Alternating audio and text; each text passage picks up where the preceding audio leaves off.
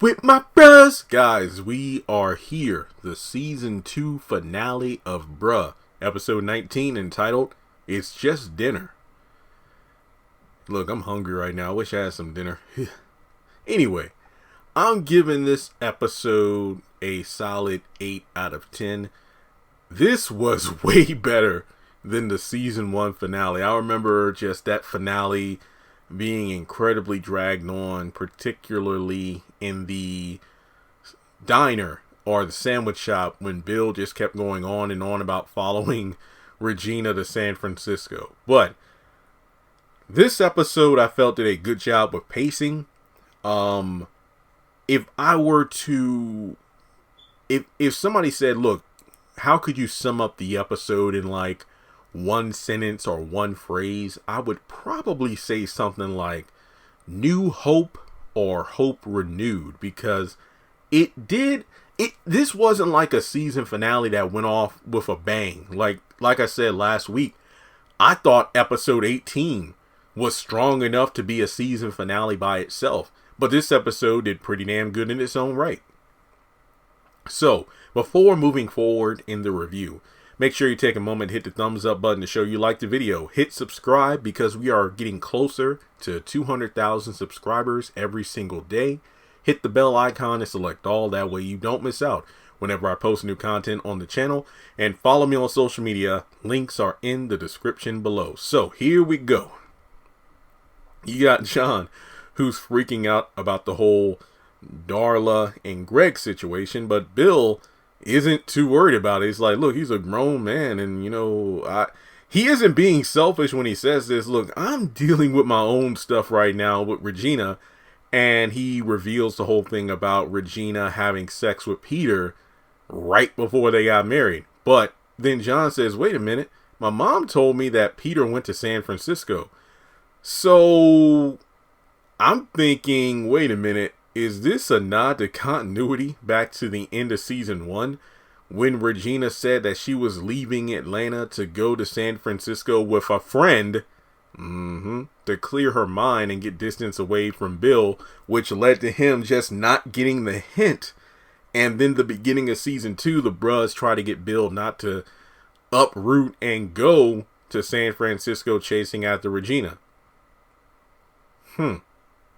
So Bill says not to tell Greg about the Darla situation, and I was laughing my ass off when he says, go home, John. Look, Greg's a doctor. If he doesn't know about human anatomy, then I don't know what else to say. And John's like, well, what would you do in that situation? I don't know. Maybe I'd do it. I don't know. And I mean, that's an honest answer, mainly because Bill really ain't got time for this because he has his own stuff going on. And the fact that John wants to, fix this situation. If I'm not mistaken, didn't both John and Tom tell Bill not to tell Mike about the whole Pam kissing him situation? And then Bill went ahead and did it anyway, and then it blew up in his face? Yeah, I remember that. That was early season 2. Damn, that feels like an eternity ago. So, back to Tom's apartment. In the midst of a makeout session, Greg ends up copping a feel on the cop and then discovers a nightstick that he did not expect. And then he's like, what the hell? And then Darla is like, and then Greg is like, you're a transgender? Yes. And then Greg stands there for like 5 minutes dumbfounded and, well, why don't you say anything?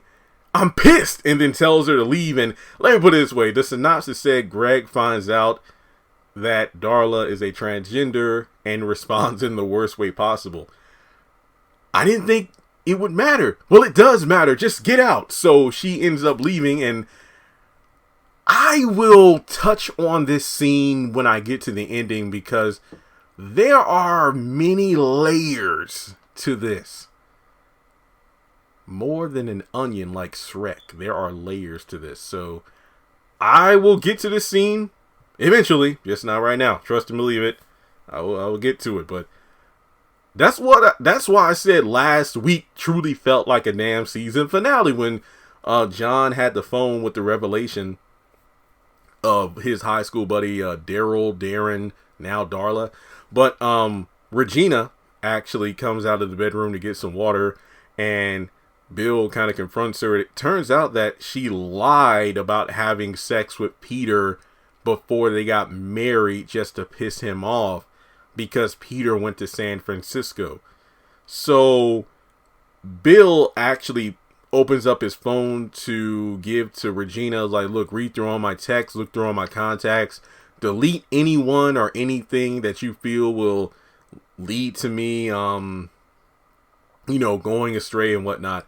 And then she's like, look, I'm not going to help you do what's right. I'm not going to police you. Basically, I'm not going to be a helicopter wife. And then Bill goes on to say, look, do you think I might have a sex addiction? And she's basically trying to make him sleep on the couch, but then he tries to, cuddle up with her and say, no, come on, let's sleep together. I can't be in there alone, yada, yada, yada. But here's my thing. I don't understand Regina's intentions because of the fact that, she's like, look, if you screw up, I want to take you for everything you got. Before getting married, I said, why did you want it? Why did you accept the engagement? Why did you want to get married the next day? Bill, for as bad as he is being honest with you right now. But you saying you're not going to help him do what's right, you're not doing. Technically, you're married now, and isn't that what marriage is all about?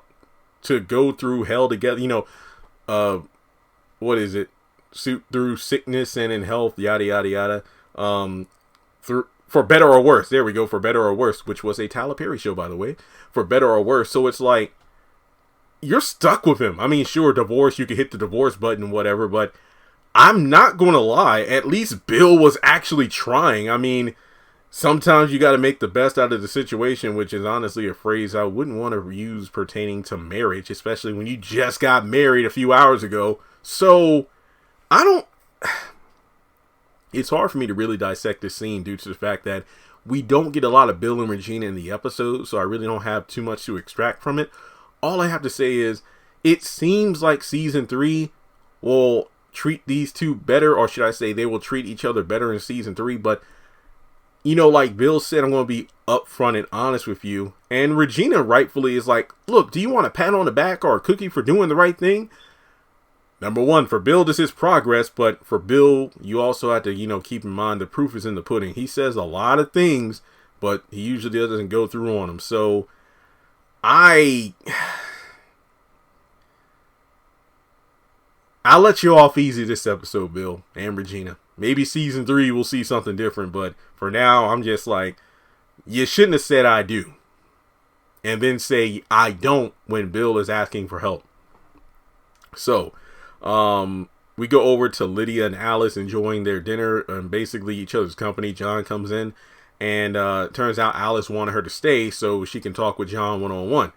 And she questions why Alice is calling her a serial killer and whatnot. And basically, it turns out Alice told Lydia that John's afraid of her because of the whole situation of killing her ex. And she just wants him to be open with her. And he says, look, I need space. And it's the fact that you killed your ex. But not just that. We barely know each other. And it's like you're smothering me. It's like you're showing up at my job, blowing up my phone. And he takes the knife from her. See, that's why you use plastic utensils, damn it. So, she ends up leaving. It's like, I know when I'm not wanted. It's like, no, it's not like you're not wanted. It's just I need space. So she ends up leaving, and I'm like, oh, but it's like she did kill somebody. And then Alice comes out and says, you should give her a chance. And John's like, no, I'm cool just the way, being single. Sure, Alice and Lydia might have clicked, but if I were in John's position, I'm like, look. We barely known each other a day. And when I say a day, I, think about the times they've met up at the bar, the phone conversations and whatnot. And, she did spend the night that one time, but he slept on the couch. So they're not even officially dating. They're not even in a relationship, yet she's extremely domineering, which in some aspects is kind of sexy to me. But then again, watching all these Tyler Perry shows for so many years, I feel like I have... You know what? Never mind. Let's not even get into that. So, I feel like this episode, and we're not even halfway through the review. I think what I have to talk about next. The Natalie and Mike scene and the Greg and Darla scene. It's like it's kind of set up for season 3. You know, the whole thing about Bill and Regina maybe trying to grow together as a couple, which you should have done before you got married. And then, you know, the whole thing with Lydia and John, where Alice is like, why don't you give her a chance? Look, I'm not saying people don't deserve second chances. It's a difference. And I'm not trying to judge, but I'm a critic, so I'm going to judge. It would have been different. There's a difference between Lydia killing an ex who was abusive to her versus Lydia killing an ex who I believe cheated on her, if I'm not mistaken. And then if you look at how she's been treating John in the past couple episodes when they've barely known each other, John has a lot of red flags. So on the one hand, I applaud Alice for looking out for her son by saying, you know, my boy's a punk. Let me tell Lydia what it is because we click. But on the other hand, it's like, you know, you ain't got to be telling everybody he got a little dick. So there's that. But then you're like, you should give her a chance. It's like, Miss Alice, she killed her ex-boyfriend. You're saying I should be her boyfriend. What if I die? That ain't got nothing to do with you. But, well, I mean, what if Alice keeled over or something like that, and then it's just Lydia and John? Run away. Run, John. Run. Yeah, I watched this Flash last night. Run, Barry, run. Okay, so, I mean, I miss Charlie. Remember Charlie from season 1? We never got follow-up on Charlie. Damn. Okay, Natalie checks in on Mike the next morning. And I guess that Mike didn't fill out the form to request a new counselor. But he actually didn't sleep too well. But she says, look, you only have one more night here. And then after that, you come back the next weekend. If you don't sleep well, we'll give you something, you know, so you can sleep better over the week. So he got a decent amount of work done. So I guess that's in reference to his job, you know, being a lawyer and everything. And he acknowledges that he's been treating Pam like crap since they first met, and he asked Natalie for a favor to call and tell Pam everything that he tells her. You know, he'll have to sign a release form giving Natalie the permission to do so, but she needs to know this stuff just so he knows that he's a good guy. You know, like, he'll come after her with everything he has after he kicks this addiction. I'm like, that gives me Zatima energy. Like, you know, Zach telling Karen I'm going to go after Fatima with everything I got. Well, then we saw how that happened. You know, we're still in the process of seeing that show. Oh, gosh.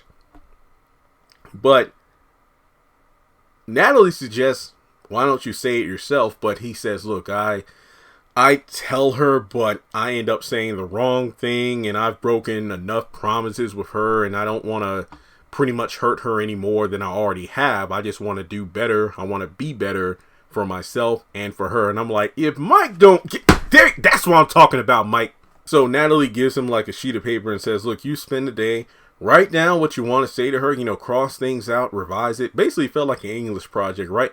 Write what you feel. And then you end up calling her and tell her, because while he's at the program, he doesn't have his phone. So this is probably like, you know, hey, this is your last day of your first weekend in the facility. So you spend this time writing things out, and then I guess at some time during the week, you call her up and tell her everything, and she's going to leave to get some rest before she teaches yoga. And hey, reach out if you need me. Wait, but you're not going to be here. Well, yeah, I know we don't have our phone. You don't have your phones, but if you tell one of the counselors to reach me, then, you know, that I'll, you know, respond. So things look bright. But then when you watch the behind the scenes promo and you see Mike being taken to like you know, he's in a white straitjacket and, you know, pulled into a hospital room, it's like, does his addiction come back? It's like, I feel like, you know, well, then again, I shouldn't rate this episode based on the events of episodes that have yet to come. So let me just say, like I said at the beginning of the video, this episode kind of planted the seeds of hope, new hope in the future of the show in season 3. And now we get to the final scene of the episode. Greg's getting ready for work, and Darla comes in so they can talk. And it turns out neither one of them slept much at all the night, you know, because literally it wasn't, I mean, could you go to sleep after what happened last night? So it turns out that he's actually into her, but just wishes that he knew about her being a transgender woman beforehand. And she talks about how her life is basically guys, start to dig slash, feel her, get into her. Then they find out the truth. And then, of course, things don't go so well. She was going to tell him, but then Greg's like, well, when? After she was sure that, he was into her and that, I guess maybe open-minded. I don't know. It's like nobody wants to go to Burger King. Look, I'm starving. I slept in today because I woke up late last night and I ate 2 waffles, so I'm hungry right now. So it's like you go to Burger King and you get a Whopper. And then you open up the Whopper and you take a bite. But then it turns out that the burger patty is made out of shoe leather. Nobody wants that shit. You want to know before you eat the food. It's like if it looks like a Whopper, it smells like a Whopper, you assume it's a Whopper. You don't want to bite into it and then find out that it's shoe leather. Okay? So I guess in the case of this situation, when Greg saw Darla and smelt Darla and looked at Darla and complimented her feet and then complimented her laugh. I think she even snorted a couple times. Honestly, there was a girl a couple years ago. You know what? No. This ain't about me. So I guess it's like Darla was using her past, experiences of falling for guys, or should I say, the guys falling for her, but then finding out, I don't want to say who she truly is, then freaking out, and then she gets hurt. So it is her fear of people. Look, this is a very sensitive subject, so please bear with me as I try to communicate this as politically correct as possible. Just letting you know up front. I'm just trying to be very careful since this is a sensitive topic. So basically, it's like she's hiding her past trauma by wanting people to accept her. However, usually when they find out who she really is, they freak out and leave and she gets hurt. So it's almost as if, what do they say? It's like, it wasn't a lie. It was just a lie of omission, or I withheld information. It's like, I am a woman. I'm just a transgender woman. So Greg is like, well, I really wish you would have given me a heads up. So I feel like that was fair. Could he have handled the situation better? Yes. How would you react in that situation? That varies. That varies. But regardless, I'm glad they were able to have a mature conversation.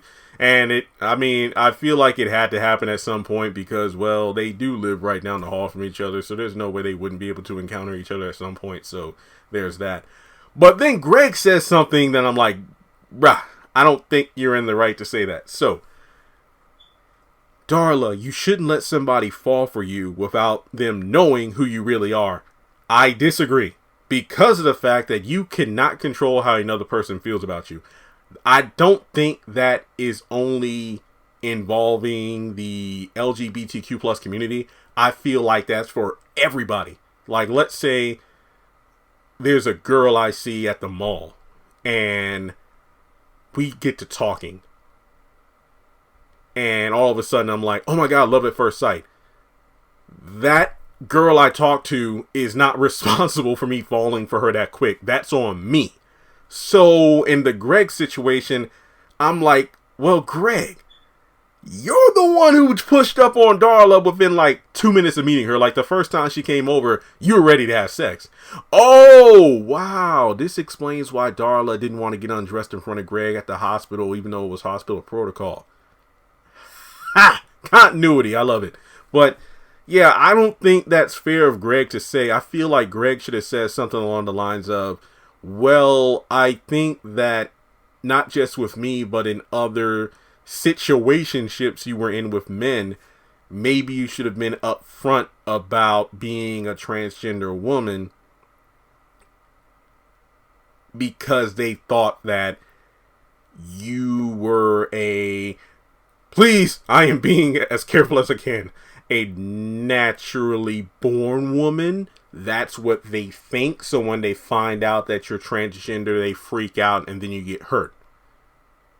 I think I said that right. So at the end of the day,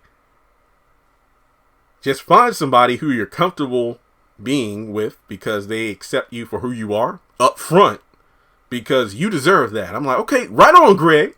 And then just says, be honest about who you are. Okay. So it looks like they're kind of, smoothing things out, and, they probably won't see each other again, but at least they're ending on good terms. And she apologizes, and Greg's like, look, no harm, no foul. So it's like, hey, I got to get out of here to go to work. But when Darla leaves, hey, I get off at 7. You cook. Wait, what? Is this a joke? I'm thinking, no, I think Greg knows not to joke after a serious conversation and the fact that you're a cop with a gun. So I think he knows not to joke about this. But look, it's just dinner because we need to finish this conversation. So I'm like, what? Then gives her a forehead kiss, and it's like, look, you're crazy if you think I'm going to waste that expensive wine. We're going to finish it. And I'm like, well, there you go. So, yeah, like I said before, this episode was really interesting.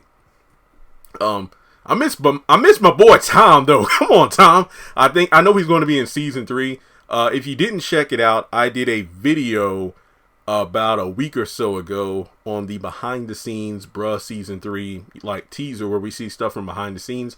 And that's how I mentioned certain things like Mike in a straitjacket, or this or that. So this was definitely a solid way to end season 3.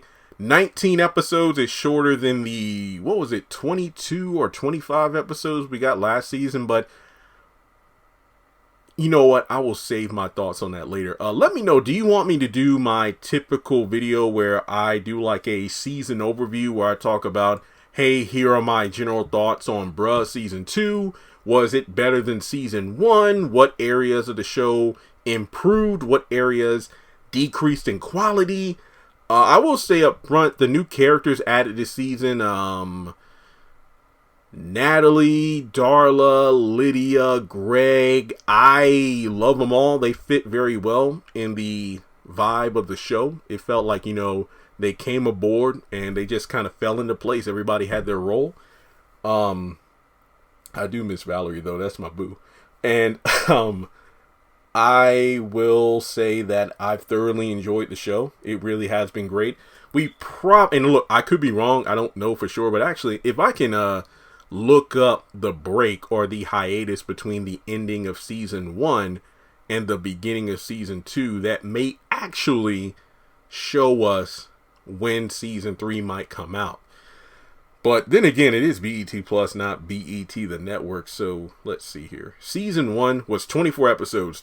Oh, holy crap.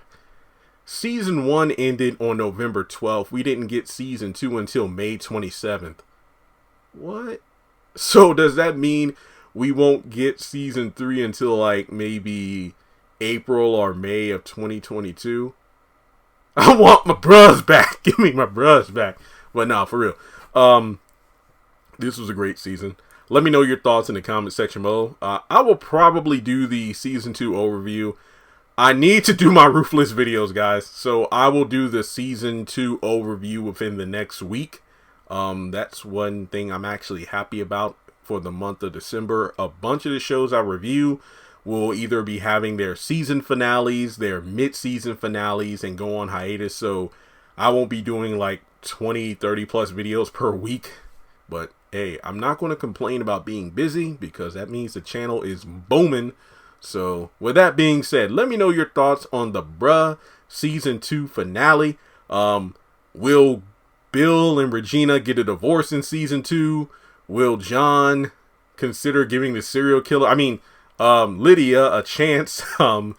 Will Mike be successful in okay, we know he's not. We saw the season 3 teaser. Will Greg and Darla continue to see each other? Will Tom's mom be all right? And will he come back? Okay, we know he's coming back in season 3. Will Alice find a man? Well, men. This is Miss Alice we're talking about. So, thanks so much for tuning in. Like and subscribe. Donate if you would like. And I'll catch you in the next video.